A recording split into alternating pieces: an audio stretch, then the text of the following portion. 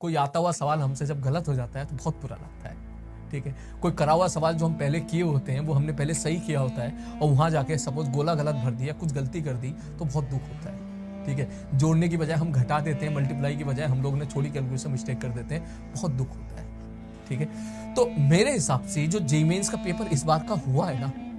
उस बार का जो पूरा पेपर हुआ है वो इस बात पे कम डिपेंड करता है आपने कितनी डिटेल में चीजें पढ़ी है, वो इस बात पे डिपेंड करता है कि आपकी एक्यूरेसी कैसी है, आपकी स्पीड कैसी है, आपकी कैलकुलेशन कैसी है,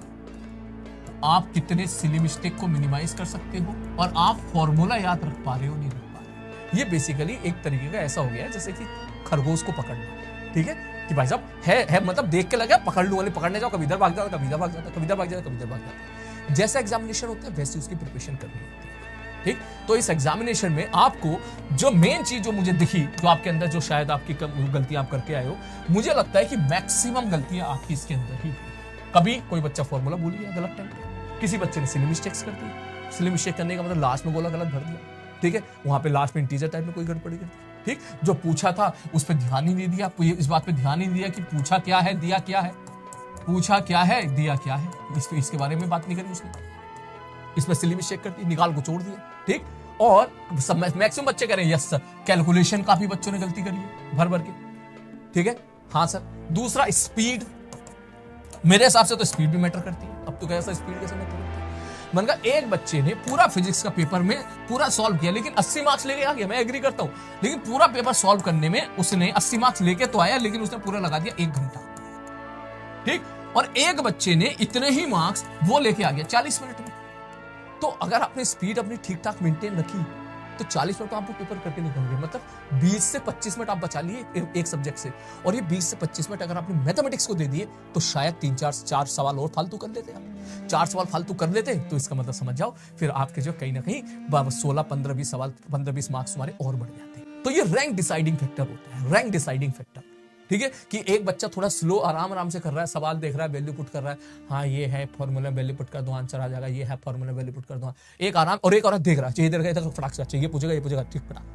तो यहाँ पे स्पीड भी बहुत मैटर कर रही है। तो बात है कि आप अपनी स्पीड कैसे बढ़ाओगे, बोले स्पीड बढ़ाने के लिए आपको इन्हीं पीवाईक्यू की प्रैक्टिस करनी पड़ेगी, चैप्टर वाइज नहीं,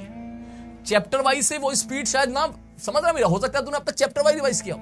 लेकिन अब मैं बोलूंगा कि जो 1 आवर का पूरा सेशन होता है ना, 1 आवर का पेपर होता है, पूरा का पूरा पेपर करना,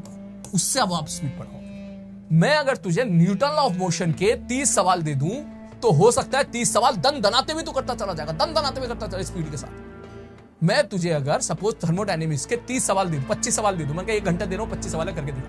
तो हो सकता है तू 25 में से 20 सवाल कर ले और जल्दी से करता चला जाए, दनादन कितना दिमाग में सारी चीजें फिट हो गई। तूने अभी एक फॉर्मूला अप्लाई करा, सेम फॉर्मूला पे दूसरा सवाल आ गया, देख समझ, ये गलती होती है बच्चों से, शायद हो सकता है तुझसे भी हुई, ठीक। क्या मैंने एक सवाल दिया, तूने सवाल के लिए फटाक से ग्राफ वाला सवाल था, दूसरा सवाल थर्मोडायनेमिक्स में फिर से area under curve, area under curve निकाला, खटाक सोल्व कर ले, तीसरा अरे अभी तो करा था, चौथा अरे एनआर डेल्टा माइनस गामा लगाना, एनआर डेल्टा। तेरी स्पीड इतनी तेज हो गई, इतनी तेज हो गई कि तूने 25 सवाल को हो सकता है 50 मिनट में कर लिया सारे से,